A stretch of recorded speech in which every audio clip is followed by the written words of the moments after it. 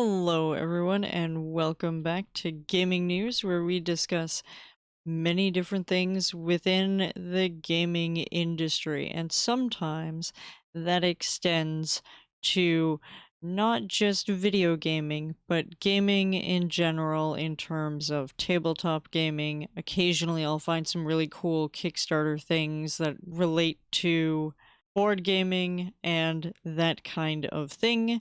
And today, our first topic is actually going to be covering tabletop gaming, but on Twitch. And for those of you that might not be familiar, we are discussing Critical Role. We got the state of the role earlier today. Some of the cast members have discussed when we are getting campaign 3 and what is going to happen moving forward. And there's actually two things in this announcement that I want to bring up because they're both extremely exciting. This lovely news report from Variety.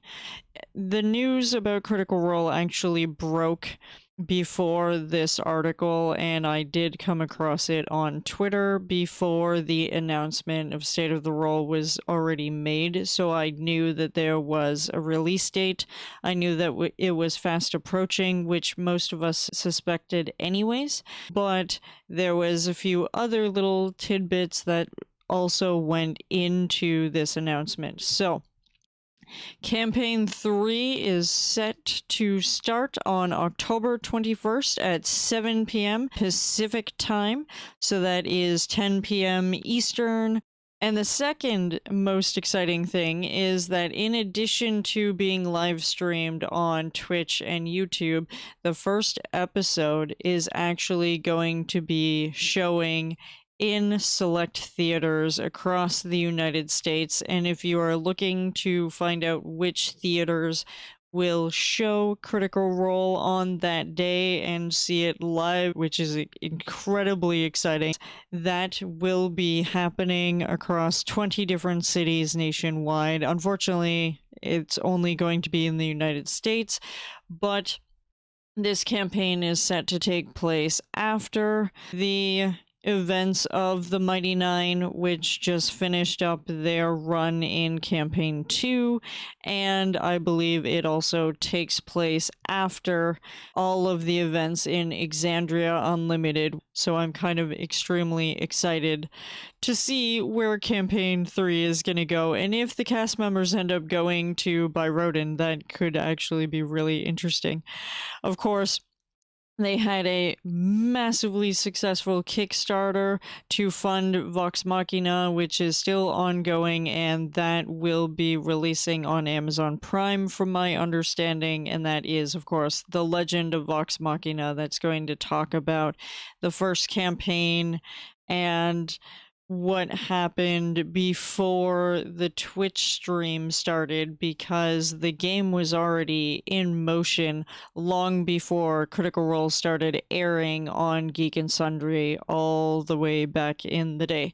So this will give us a peek into those first thoughts and ideas and character development and whatnot of Vox Machina, and I'm extremely excited to see where that is going to go. I can't wait for that to release to the general public through Amazon Prime when that comes out. But I thought I would definitely talk a little bit about Critical Role before moving on to other topics for this week. Next up, we have information about Bungie, and incidentally, Bungie has been doing some really interesting and cool things that I'm very excited for, actually. So not only are Destiny players working towards gearing up for the Witch Queen and going through this incredible story that we have so far this season, the company Bungie is now starting to do other things that I am also just incredibly excited about. And what I'm talking about here is Bungie starts an in-house accessibility group. And this is going to be something that will have 4 main missions. It will be educating staff about barriers, improving its workplace and in-game accessibility, and partnering with accessibility-focused organizations in the industry, which is incredibly exciting to note because obviously when we're talking about accessibility in video games, there often isn't enough tools or there aren't any tools to give accessibility to the player base. And by virtue of the fact that game companies are now stepping up and they are dealing with a lot of these inherent issues that run rampant through various different industries, not just the video gaming industry, this is an excellent step in the right direction that Bungie is committed to educating their staff about making their games accessible. And I hope that that also means that we'll have some way to decrease the bloom in the game so that people who perhaps struggle with epilepsy do not have seizures when they play this game. And I personally do have sensitivity to too much light, and therefore I do use flux on my computer. And I do have to wear sunglasses when I go out, and I am affected by traditional overhead lighting being too bright, and the same thing occurs in video games where I need to have the option to decrease the brightness of certain sections of the video game. And in Destiny 2, there are several moments where things happen which are too bright and it actually physically hurts my eyes for a brief period of time. So I'm hoping that with the new accessibility group that they will start to address things like that within the game, because while it may look cool to be very flashy on screen, you're now making it harder for certain people to play your video game. But that's not the only thing that I would like to talk about when it comes to Bungie. There was an interview by Polygon that discusses the upcoming expansion, The Witch Queen, which is going to release on February 22nd. And of course, Bungie hasn't revealed a great deal of information. Not that that stops the data miners, but never mind that. And in the Destiny showcase last week, the Bungie representatives started to talk about the crafting system being combat-based, but never gave it any further explanation. And the interview sort of carries on, and I wanted to highlight the fact that they spoke to Joe Blackburn, and he said, "I think we all have the MMO. Hey, how do I level up and do crafting?" And it's like, well, I make 1,000 of this bad pickaxe, and then I make one thing that I care about, and that's what crafting is, Blackburn said. We really want it to feel more sacred, more special, and we want you to have this sort of long relationship with your weapons. And when you master a weapon, we want you to feel like, yeah, I've put in some time, I've put in some grease, and I feel like the expert with this thing. And so I don't think you can feel like an expert if you're, driving around destinations, picking up grass, and then you're like, yeah, I turn all this grass into a gun. It just seems very futile, and I agree, and I'm actually really excited to see what this is going to become and how this is going to be different, because there are so many times in MMOs and in video games where to get the super cool weapons takes a massive grind.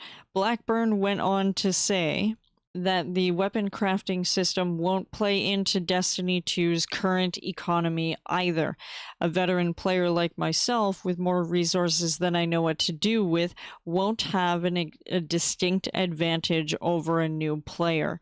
And that, I believe, is probably the most key line in this, which is to suggest that even if you've been playing the game for a very long time, that you're also going to put a good amount of effort into making your weapon fit for you and your character. But they did also talk about a couple more things with regards to that. So, while Blackburn and Truman wouldn't paint a clear picture of weapon crafting outside of how it wouldn't work, we did speak a bit more in depth about the new glaive weapon type, which will come in both legendary and exotic flavors. The glaive is a spear that's three weapons in one. It shields, it shoots, it stabs. It's a weapon of multiple firsts for Destiny, being the first crafting only weapon and the only first person melee weapon, whereas we currently have swords that are melee weapons that will shift the camera into third person view, which, with some of the PvP changes, some of the Crucible changes, they made it so that your character would not be able to go into that third person viewpoint to do something known as three peeking, because that was really causing a lot of problems and giving certain people an unfair advantage in the Crucible.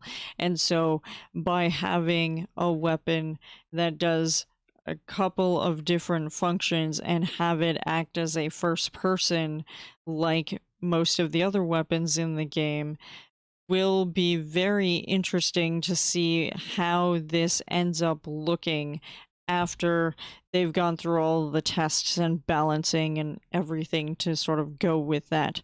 So Bungie has some really exciting things coming up with this accessibility group and educating their staff more on giving tools to help with people that have different types of issues that don't allow access to video games normally, and then with a little bit of hints as to what will happen with the weapon crafting when we get to the Witch Queen. I am actually incredibly excited about all of it. Should we take a stab at the next topic? It is now below me in the corner. We are once again talking about Activision Blizzard. And this time it's not completely unfortunate. This time we have at least a little bit of progress. Activision Blizzard strikes an $18 million settlement with U.S. employment watchdog. And I've highlighted a couple of things in this, but obviously the U.S. Equal Employment Opportunity Commission and Activision Blizzard have settled a lawsuit over the game company's alleged pervasive sexual harassment and discrimination. The news follows an EEOC suit filed Monday in the California court that was based on a 3-year investigation, including cooperation from the game publisher. As part of the settlement, Activision Blizzard will create an $18 million fund to compensate employees who claim damages. Now, I'm not going to go through this whole article. I will, however, link it, but I do want to draw attention to a couple of things in the investor press release that was revealed earlier on the 27th, which is Activision Blizzard has committed to create an $18 million fund to compensate and make amends to eligible claimants.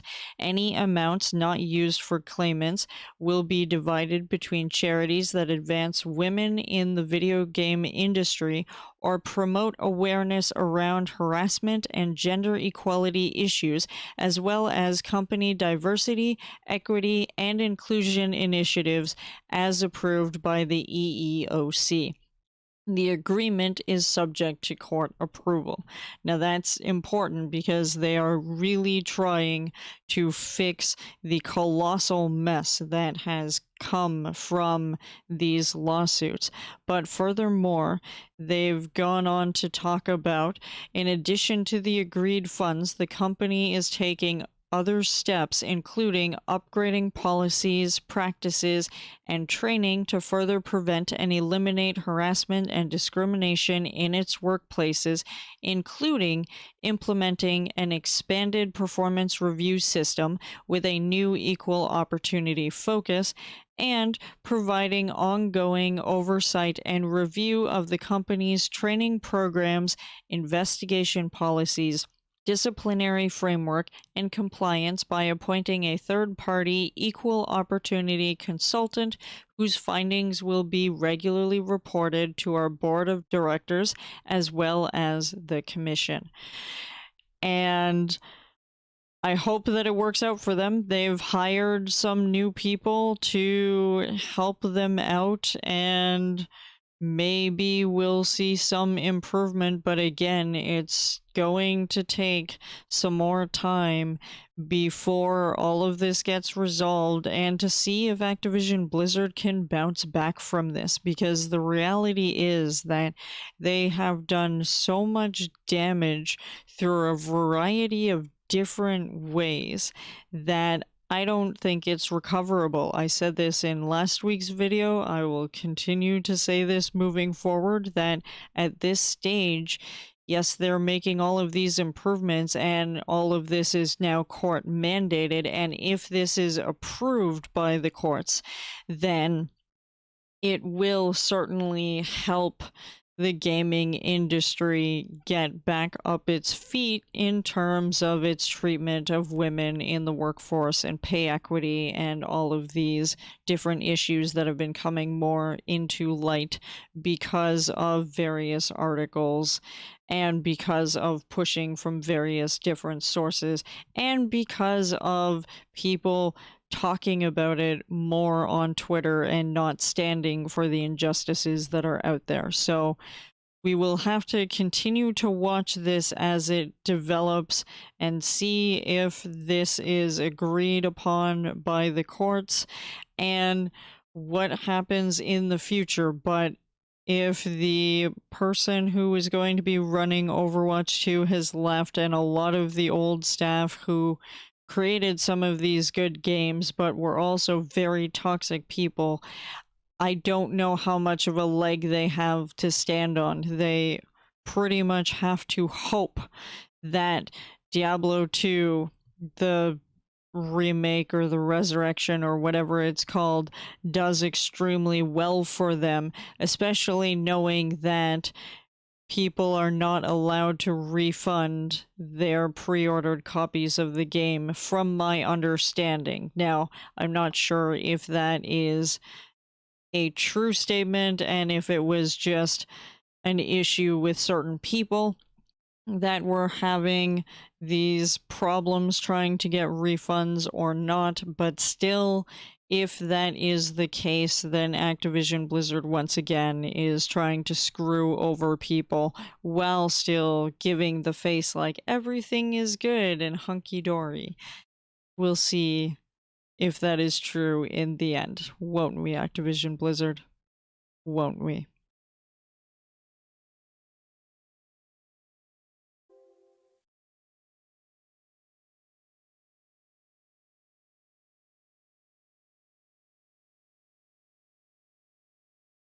The final thing I would like to discuss is Twitch. Now, there's a couple of different things that are happening here that I want to address, and I will try to get through it as quickly as possible, but Twitch is making an honest effort to make at least some things more bearable on the platform.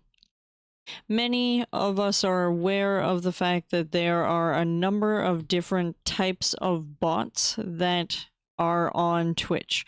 Some of them are malicious and evil and will do terrible things that most people aren't aware of, and other bots are not malicious, not intrusive, but are incredibly annoying. And some of these bots are not to be confused with the hate rating that seems to persist on the platform.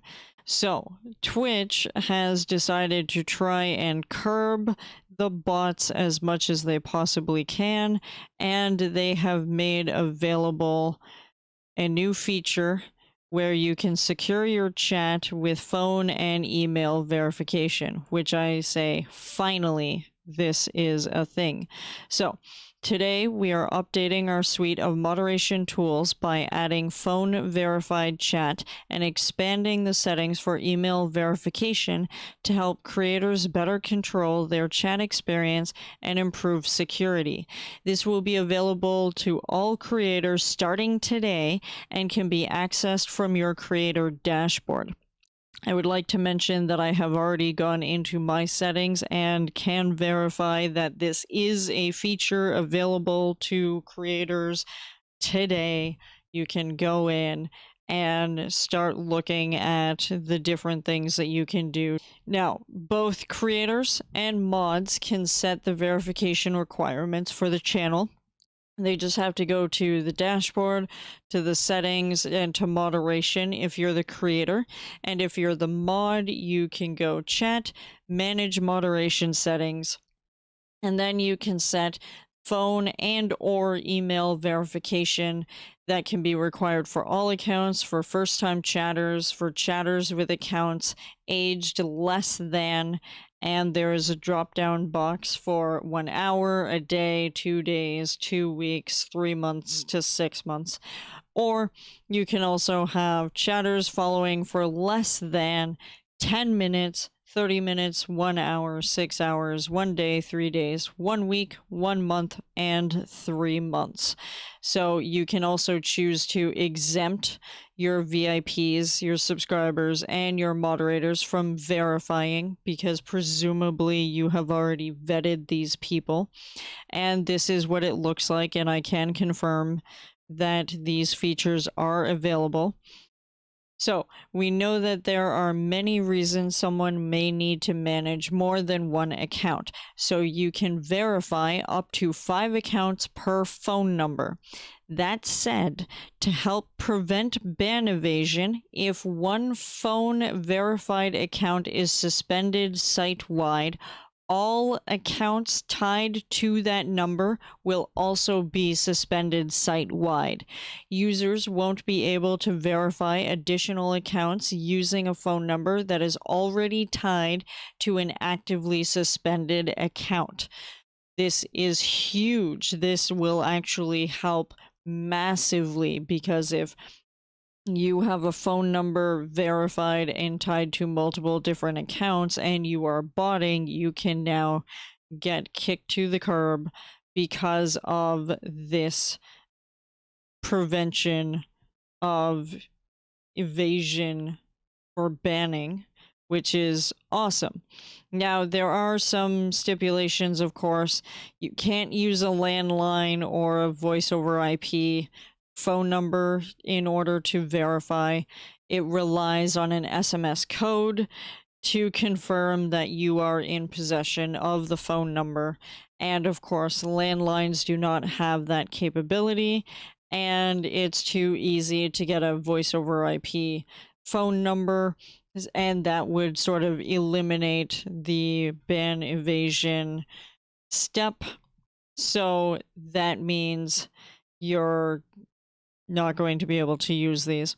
There's also stuff like if you don't have a mobile phone, does that mean you can't participate in chat anymore?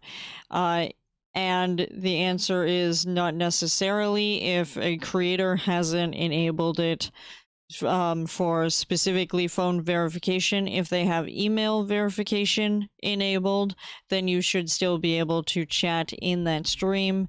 But if for some reason you don't have that verified and you're not a moderator, a VIP, or whatever, and they may be given the exemption by the creator, then you'll still be able to chat in those particular channels. So this will definitely help massively for the follow botting and other issues that Twitch has been plagued with. So I will link to this blog, but there's a lot more things to cover with regards to Twitch.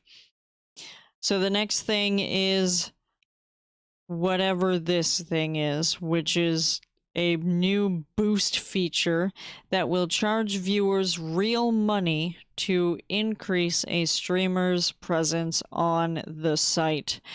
So this will allow people to have more visibility by using money to elevate the stream, so that when you are looking at a particular stream and it says you should go check out these streamers, there is sort of an order that those streams will appear in the list, and this will theoretically boost you and your spot higher when your community tries to help you out. Now, this blog post or this article that was released, it gives more information.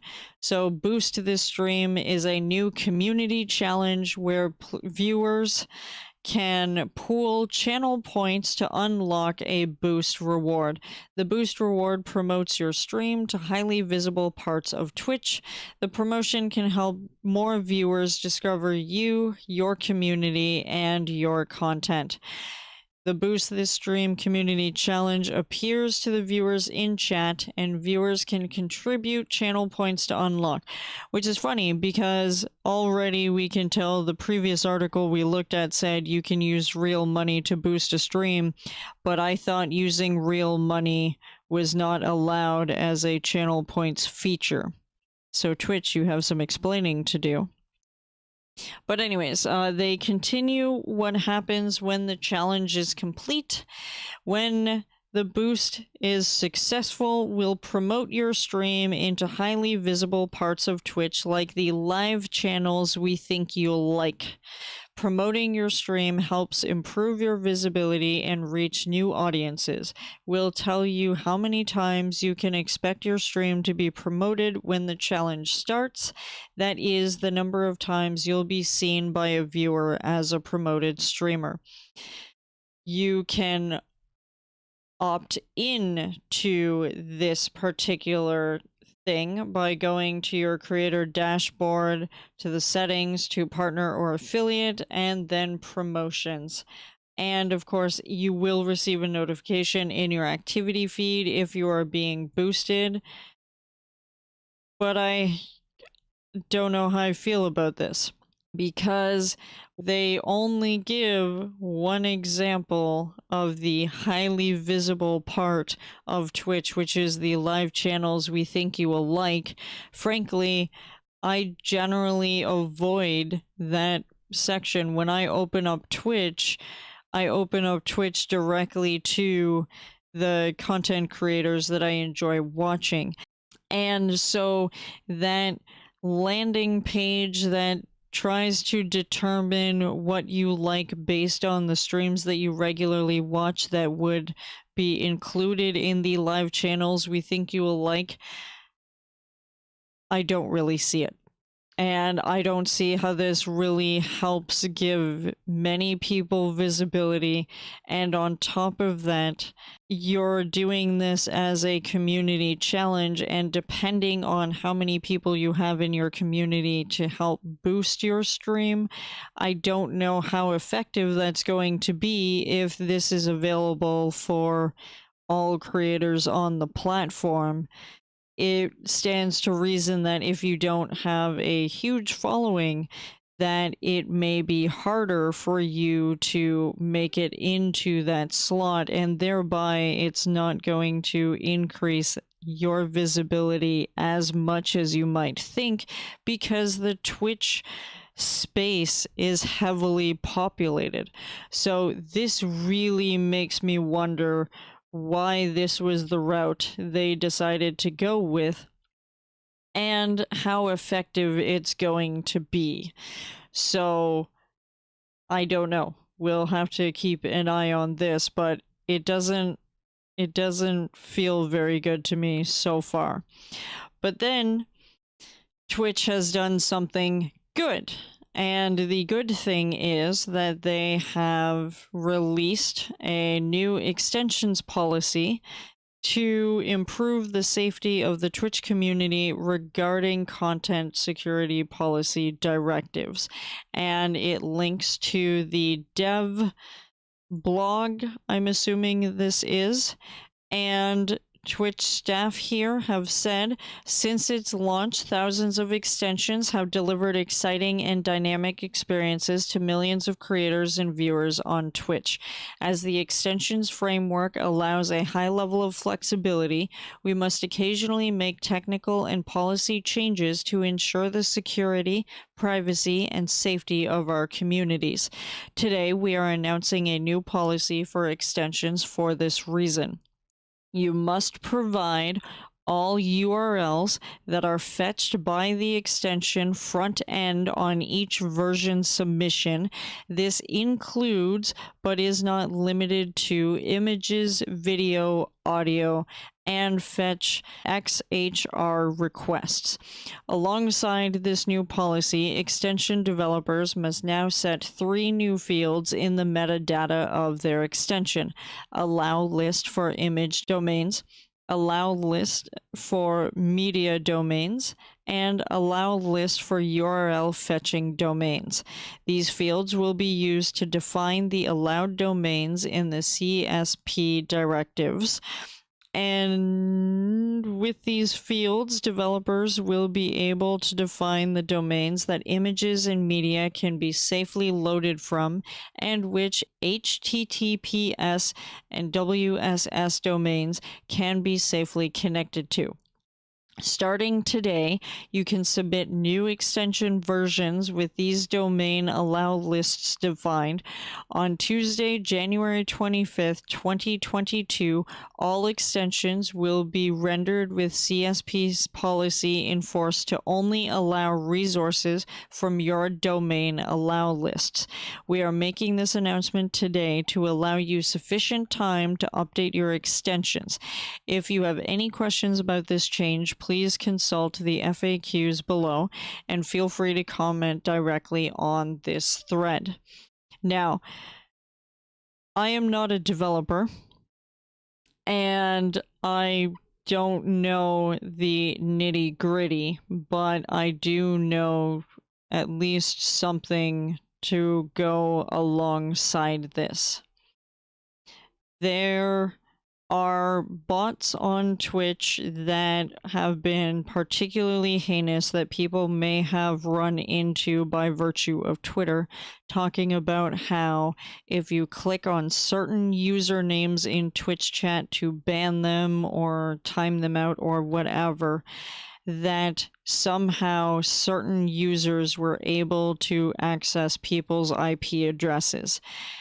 Moving forward in time, it was then discovered that the IP grabbing was done through certain Twitch extensions. So Commander Root had put out a tool that blocked certain extensions from allowing access to foreign parties, as in people not connected to your computer, gaining access to your IP address, and it meant that a lot of moderators had to ban the old-fashioned way, which is by doing commands in the chat like /ban, and then you manually type in a username. The mod view allows you to click on a username and it will bring up a card that will tell the moderators how many times they've been timed out, how many times they've been, or if they've been banned previously, and the chat history for a certain number of lines that that specific user has said. Now, these IP grabbers were able to get the IP even through clicking on a username in mod view to get that card. And my assumption is that the developer side of Twitch is changing their policy to make sure that people are not abusing the coding side of the platform to get information that they should not have access to and causing more problems for moderators. Now, that is my assumption that this is part of why they are making this change. And I feel like this will just be more secure anyways for users trying out some of these extensions, and for people in general not to have any of their information compromised. So I see this as a good change, but once again, Twitch is doing this weird, one step forward, two steps backwards. They're moving forward by expanding their policies and making it more secure for extensions, but then they're also allowing boosts to your stream by using channel points and possibly even real money. And by the way, if you do that, you may not actually make money off of those views, because it's almost like that anonymous viewer sitting on front page, you're not going to see any of the revenue generated by the ads on that front page. You're only going to make the revenue once you're in the channel. So I don't know about this. It's very 50-50. I do like that we are going to have more phone verification and email verification to try and curb the bots. And I do like this new extension policy because I believe that this will help make Twitch safer in the end. And obviously there's going to be cons to this as well, I'm sure. But the boosting thing, I'm not really on board with. So we'll have to see what happens with that. I don't know how people are going to feel about it, but right now the response is not extremely good. And I would love to hear what you guys think about any of the topics that we've covered today. And with that said, thank you so much for being here. You guys have been absolutely fantastic, and I appreciate all of the support that you give every single month to Patreon to see these videos and to be updated on all things gaming news. And with that, you guys have a fantastic day, and I will see you in the next video. Goodbye.